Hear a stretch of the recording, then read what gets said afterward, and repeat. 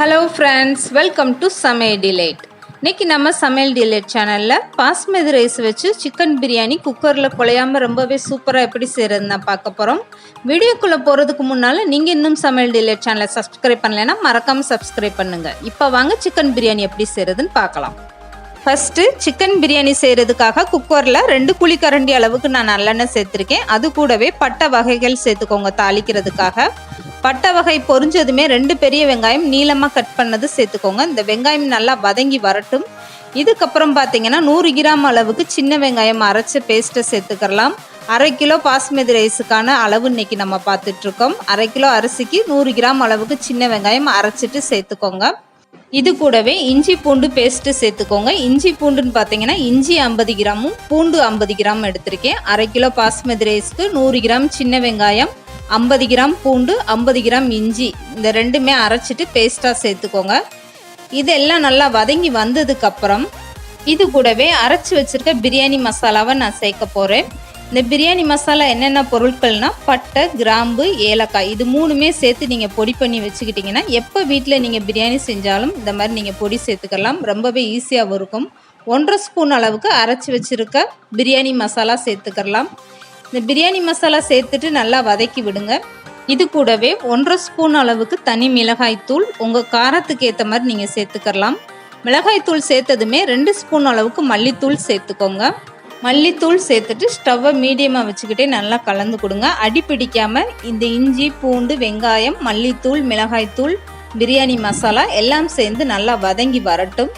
இது கூடவே 2 தக்காளி பெரிய தக்காளியாக கட் பண்ணி எடுத்துக்கோங்க. 2 பச்சை மிளகா சேர்த்துக்கோங்க. மசாலா எல்லாம் நல்லா வதங்கி வந்ததுக்கப்புறம் நீங்கள் தக்காளி சேர்த்துக்கோங்க. தக்காளி நல்லா வதங்கி வந்ததுக்கப்புறம் 1 கைப்பிடி அளவுக்கு புதினா இலை சேர்த்துக்கோங்க. புதினா இலை சேர்த்துட்டு நல்லா வதக்கி விட்டுருங்க. 1/2 கிலோ பாஸ்மதி ரைஸுக்கு 1/2 கிலோ அளவுக்கு நான் சிக்கன் எடுத்திருக்கேன்.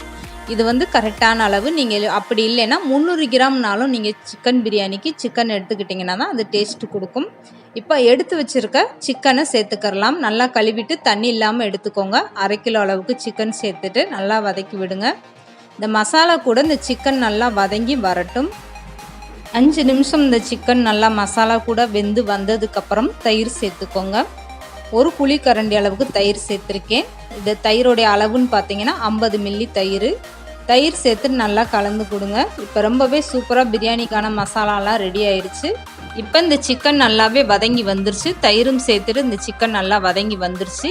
இது கூடவே 2 ஸ்பூன் அளவுக்கு சோயா சாஸ் சேர்த்துக்கோங்க. இந்த சோயா சாஸ் எதுக்குன்னா நல்ல ஒரு புளிப்பு சுவை கொடுக்கும். பார்க்குறதுக்கும் கலர் நல்லாயிருக்கும், பிரியாணியோடைய கலர். அதுக்காக தான். சோயா சாஸ் இல்லாட்டினாலும் பரவாயில்லை. இது கூடவே பிரியாணிக்கு தேவையான அளவு உப்பு சேர்த்துடலாம். உப்பு சேர்த்துட்டு நல்லா கலந்து கொடுத்துருங்க. நான் ஏற்கனவே பாஸ்மதி ரைஸ் எடுத்து கழுவி வச்சுருக்கேன். எப்போதுமே நீங்கள் பிரியாணி செய்கிறதுக்கு முன்னாடியே நீங்கள் அரிசியை கழுவி வச்சுட்டிங்கன்னா ஊறுறதுக்கும் மசாலா வதக்குற டைமும் கரெக்டான டைமாக இருக்கும். இப்போ பாருங்கள், பாஸ்மதி ரைஸு நான் 15லேருந்து 20 நிமிஷம் நல்லா ஊற வச்சுட்டு தண்ணியை வடிச்சிட்டு இந்த பிரியாணியில் சேர்த்துக்கிறேன். இப்போ இந்த பாஸ்மதி ரைஸ் சிக்கன் பிரியாணிக்கு தண்ணியோட அளவுன்னு பார்த்தீங்கன்னா எந்த பாத்திரத்தில் நீங்கள் அரிசி அளந்து எடுக்கிறீங்களோ அந்த பாத்திரத்திலே 1/4 அளவுக்கு நீங்கள் தண்ணி வச்சிங்கன்னா கரெக்டான அளவாக இருக்கும். சிக்கன் பிரியாணிக்கு தண்ணி சேர்த்துட்டு நல்லா கலந்து கொடுத்துருங்க. இதுக்கப்புறம் உப்பு, உரப்பு உங்கள் டேஸ்ட்டுக்கு ஏற்ற மாதிரி நீங்கள் பார்த்துட்டு கரெக்டாக வச்சுக்கோங்க. இதுக்கப்புறம் குக்கர் மூடியை போட்டுட்டு நீங்கள் 1 விசில் வச்சிங்கன்னா போதும். சிக்கன் பிரியாணி உங்களுக்கு குழையாமல் பாஸ்மதி ரைஸில் உதிரி உதிரியாக ரொம்பவே சூப்பராக வரும்.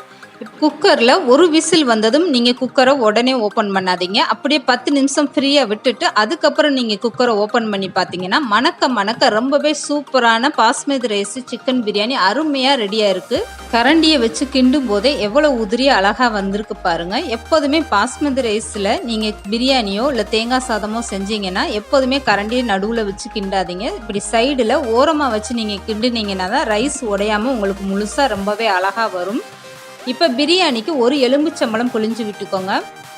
குக்கரை ஓப்பன் பண்ணிவிட்டு லேசாக கலந்து கொடுத்துட்டு 1 எலுமிச்சம்பழம் புழிஞ்சு விட்டுட்டு நீங்கள் இதுக்கப்புறம் 5 நிமிஷம் மூடி வச்சுட்டு பிரியாணி ஓப்பன் பண்ணிங்கன்னா ரொம்பவே சூப்பரான பாஸ்மதி ரைஸ் சிக்கன் பிரியாணி குக்கரில் குழையாமல் உங்களுக்கு அருமையாக வரும். கண்டிப்பாக இந்த சிக்கன் பிரியாணியை நீங்களும் உங்கள் வீட்டில் ட்ரை பண்ணி பாருங்கள். இந்த வீடியோ பிடிச்சிருந்தா லைக் பண்ணுங்கள், ஷேர் பண்ணுங்கள். மறக்காமல் சமையல் டிலைட் சேனலை சப்ஸ்கிரைப் பண்ணுங்கள்.